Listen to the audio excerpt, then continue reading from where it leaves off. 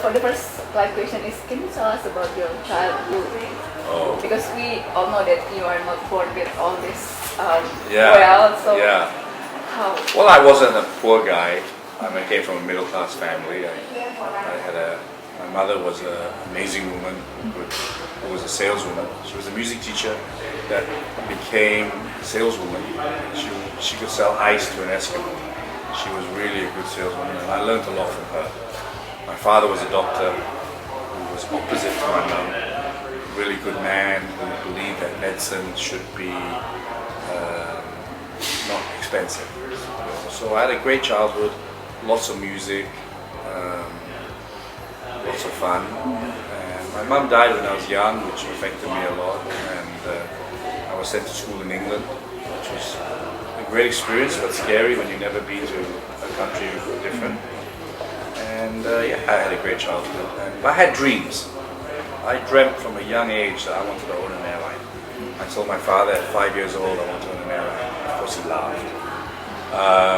I wanted to own a football club. I wanted to own a Formula 1 team. So I'm one of those lucky guys that dreamt big and was able to do it. Not all successful, some big failures, but life is about living. I don't regret failing. I want to do what I want to do. What's the point dying a billionaire and never experiencing life? People akin life to success. It's not always about success. It's about doing things. It's about, the world is great, right? It's about going to Balloon Tone. It's about trying Formula 1. It's about learning new things. It's not just about how much money you have. Use my success or my limited success to help other people. My biggest success is creating jobs and creating careers, taking a boy or a girl and making them a pilot, you know.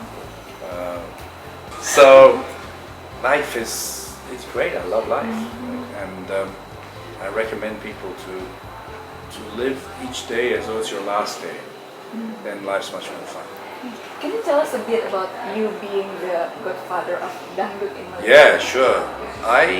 Long time ago when I was in the music business, I brought a cassette to my office. And she sat outside my office for 8 hours, 9 hours. She wanted to meet me. And I just said, let me meet her before I went home.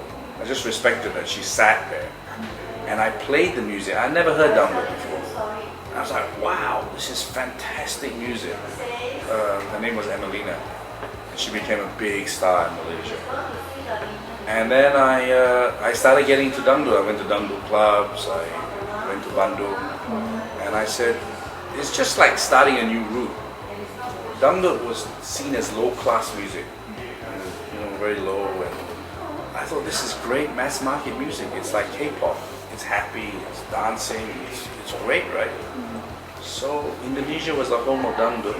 I made it more pop, because dangdut can be very heavy. Right, so I popified dangdut in a similar way that country and Western music has been made more pop, right? The difference between pop music and country music is very similar now. I had Indonesian producers and I recorded in Bandung. I made a lot of money selling dangdut, right?